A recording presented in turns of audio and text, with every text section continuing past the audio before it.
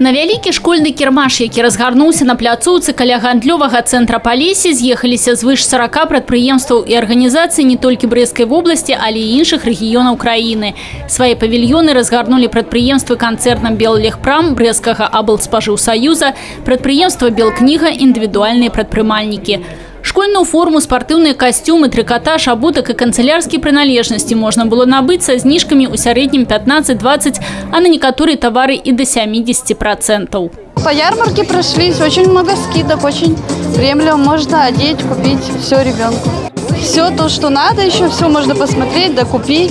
Со скидками очень хорошо. Дочка Катерины Злата, будущая першоклассница, додае: яна до школы подрыхтована. Что тебе купили? Юбку, блузку, рюкзак, ручки, карандаши, линейку. То есть ты к школе уже готова? Да. Готова. Как будешь учиться? Хорошо. А вот Ирина Козич с сыном Уладом и яшчэ у пошуку одения. Вот уже 3 вещи ему нашли. Брючки купить еще нам осталось. Первые зашли сразу, вот одеваем сына. Ярмарка вроде ничего.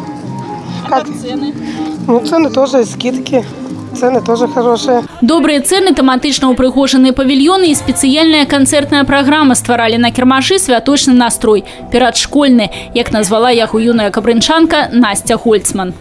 Мне понравилась школьная одежда и само украшение всего этого тоже красивое.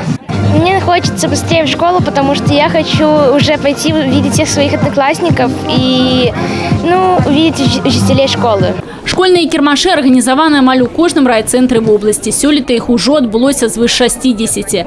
Для будущих школьников гандаль рэгіёна закупіў каля 40 тысяч комплектов адзення и каля 700 тысяч пар абутку. Уже с 15 июля у нас широко организована торговля школьным ассортиментом. Обязательно, конечно, рекомендация всем субъектам хозяйства, чтобы поменялась программа лояльности. Это скидки, это какие-то акции по отношению к многодетным семьям, особенно у кого в семье есть первоклассники. Шматдетные семьи, дети, у якіх сёлета станут першоклассниками, атрымалі падарункі ад мясцовых органаў улады, прадстаўнікоў арганізацый і ведомстваў. Усіх школьнікаў в области з надыходзячым днём ведаў павіншаваў старшыня Совета Республики Михаил Мясникович. Ён наведаў кірмаш, азнаёміўся з ассортиментом товаров айчыннай вытворчасці и ценами.